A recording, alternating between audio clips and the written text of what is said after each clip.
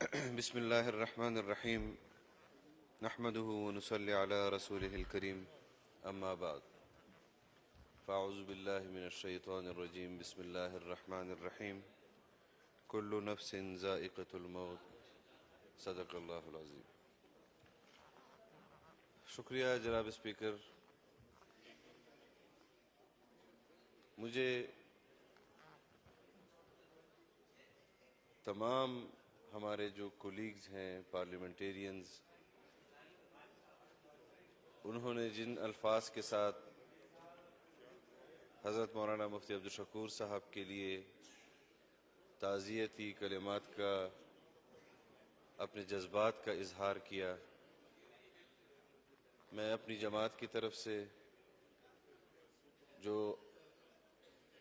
خیالات آپ نے ان کے لیے اظہار فرمائے، جو دعائیں ان کے لیے کی، میں بھی آپ پارلیمنٹیرین سے تعزیت کرتا ہوں ان کی، کیونکہ وہ اس پارلیمان کے رکن تھے، اور حقیقت یہ ہے کہ انہوں نے ان 5 سالوں کے اندر پارلیمنٹ کی جو خدمت کی، آئین کی جو خدمت کی، جو ان کا کردار رہا پارلیمانی، وہ آپ کے سامنے تھا۔ جمعیت علماء اسلام کے لیے یقیناً یہ بہت بڑا خلا ہے جو پیدا ہوا ہے۔ ان کی زندگی کے مختلف پہلو تھے،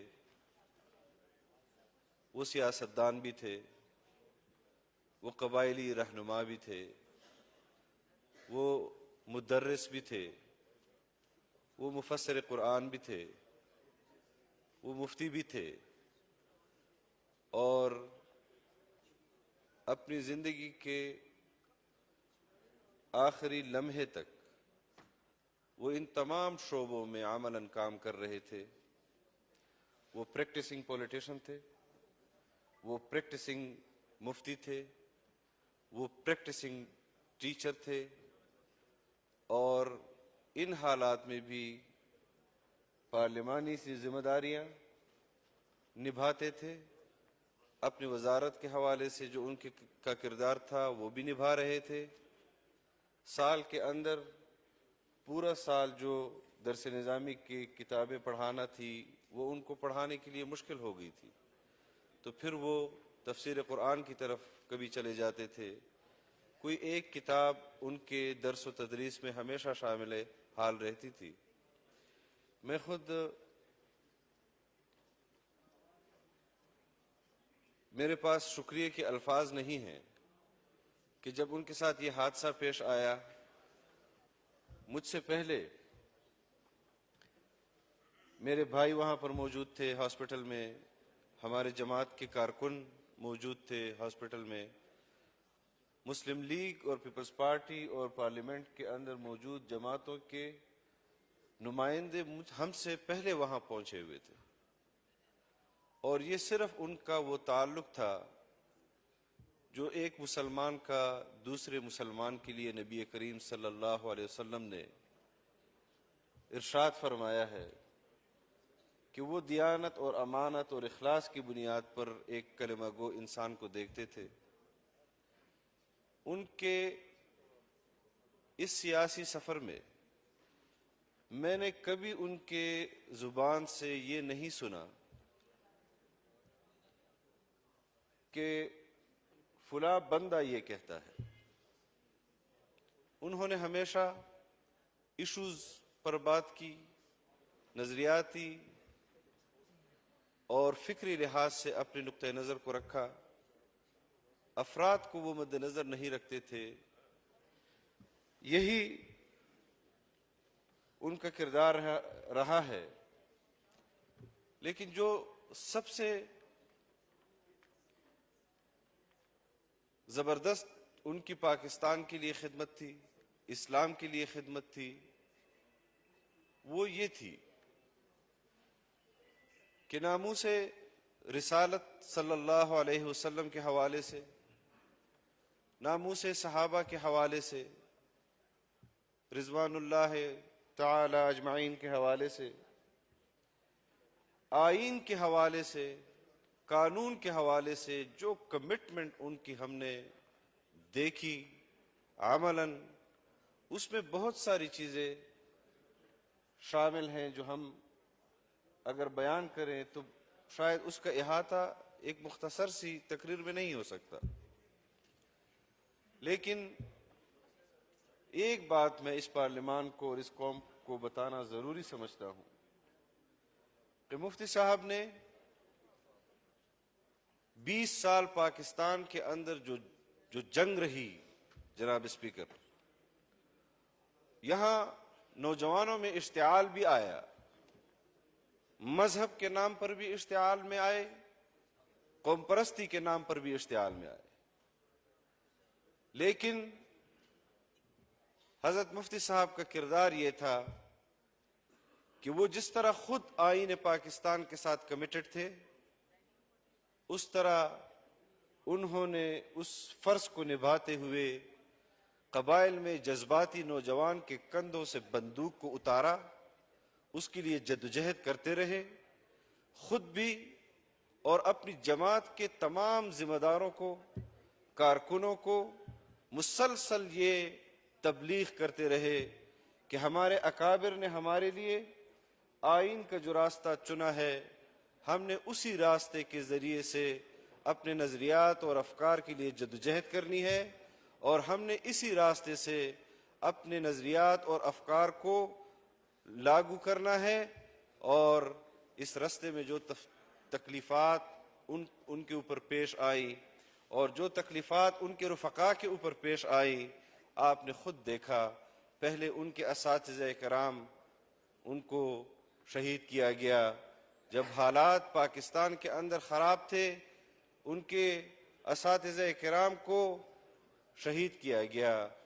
مفتی مولانا حسن جان صاحب کو شہید کیا گیا، مولانا نور محمد صاحب کو شہید کیا گیا، مفتی نظام الدین شاہ مزئی صاحب کو شہید کیا گیا، آپ کے کولیگ مولانا معراج الدین صاحب کو شہید کیا گیا، ڈاکٹر خالد محمود سومرو صاحب کو شہید کیا گیا. اس طرح بہت سارے لوگ مختلف جماعتوں کے اندر.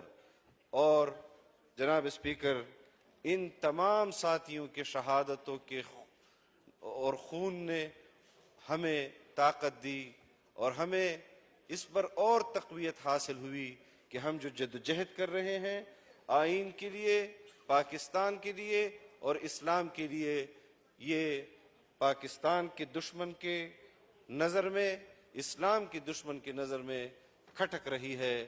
اور ہم نے ان کے اس امانت کو جو نظریے کی بنیاد پر اور افکار کی بنیاد پر ہمیں وراثت میں ملی، اس کو مزید ہم اس امانت کو آگے بھی اپنی نسلوں میں منتقل کریں گے. اور ہم جانتے ہیں کہ انہوں نے جس طرح قسم پرسی کی حالت میں سیاست کے میدان میں، تدریس کے میدان میں خدمات سر انجام دی، میں نہیں سمجھتا کہ پاکستان کے اندر کوئی شخص اس بنیاد پر اپنا عذر پیش کرے کہ میں تو غریب ہوں، میں سیاست نہیں کر سکتا.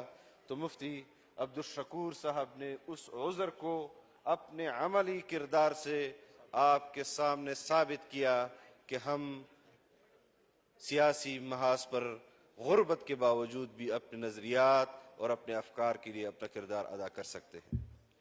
اور میں آخری بات جناب اسپیکر، کہ آج ہماری قیادت، ہمارا کارکن وہ غم کے اندر ہے، وہ غم میں مبتلا ہے. ان کے لیے مفتی عبدالشکور صاحب کا صدمہ بہت بڑا صدمہ ہے. اور جو لوگ ان کو قریب سے جانتے ہیں وہ جانتے ہیں کہ ہم نے کس مرد قلندر کو کھویا ہے. وہ جانتے ہیں کہ وہ اپنی رائے پارلیمان کے اندر بھی دیانت کی اور امانت کی بنیاد پر دیتے تھے. مجھے یاد ہے جناب اسپیکر، مجھے اس بات کا اظہار کرنا چاہیے، حکومتی بینچز پر بیٹھی ہوئی ایک خاتون، جب ہم اپوزیشن میں تھے، انہوں نے یہاں ایک تقریر کی، ہم نے وہاں پر مزاحمت کی کہ آپ کے الفاظ اور ان کا چناؤ وہ صحیح نہیں ہے. ہمیں گالیاں بھی پڑی، ہمیں بہت سارے القابات سے بھی نوازا گیا. پھر اس خاتون کے دل میں واللہ عالم کیا آیا کہ مفتی عبدالشکور صاحب کے پاس آئی کہ میں نے تو اس آیت کا یہی ترجمہ اور تفسیر سمجھا ہے, آپ میری رہنمائی کریں. اور جب تک وہ خاتون اس پارلیمان کا رکن تھی, دینی معاملات میں مفتی عبدالشکور صاحب سے وہ رہنمائی لیتی تھی. ہم جمعیت علماء اسلام کسی سے اس بنیاد پر کہ ہمیں یہ فرد اچھا نہیں لگتا نفرت نہیں کرتے جناب اسپیکر. ہم کسی سیاسی جماعت کے کارکنوں سے نفرت نہیں کرتے. ہم کسی جماعت کی قیادت سے ذاتی بنیاد پر نفرت نہیں کرتے.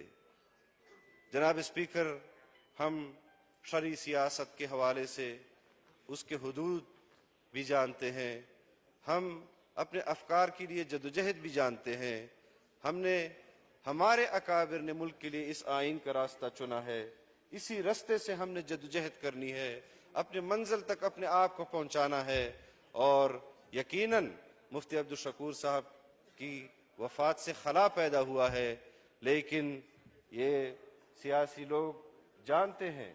اور ہمارے قبائلی اضلاع سے جن ممبران نے یہاں پر خیالات کا اظہار کیا مفتی عبدالشکور صاحب کے لیے, ان کے سیاسی کارکن جو انہوں نے پیدا کیے ہیں جماعت کے لیے اور پاکستان کے لیے اور اسلام کے لیے, وہ صدقہ جاریہ ہیں.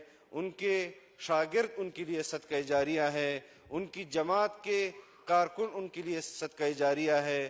ہم ان کی اس امانت کا علم اسی طرح بلند رکھیں گے اور اپنی آنے والی نسلوں تک بھی منتقل کریں گے. اللہ تعالیٰ ان کی خدمات جلیلہ کو پاکستان کے لیے قبول فرمائے. ان کی اس خدمت پر اللہ تعالیٰ ان کو اجر عظیم عطا فرمائے. ان کی اولاد کو اللہ تعالیٰ صبر جمیل عطا فرمائے. جمعیت علماء اسلام کی قیادت کو, جمعیت علماء کے کارکنوں کو اللہ تعالیٰ صبر جمیل عطا فرمائے. ان کے لیے تو یقیناً میں سمجھتا ہوں کہ رمضان المبارک کا مہینہ آخری عشرہ تاک راتیں ان کے لیے تو سفر آسان ہو گیا. وہ جنت الفردوس میں اعلیٰ مقام کے انشاءاللہ حقدار تھے, حقدار ہوں گے. اور ہمارے لیے وہ جو صدمہ چھوڑ کر گئے ہیں, اپنے خاندان کے لیے, اپنی جماعت کے لیے, آج جس طرح سیاسی رہنماؤں نے خیالات کا اظہار کیا, یقیناً یہ ایک سیاسی کارکنوں کے لیے نقصان کا اور صدمے کا باعث بنے ہیں.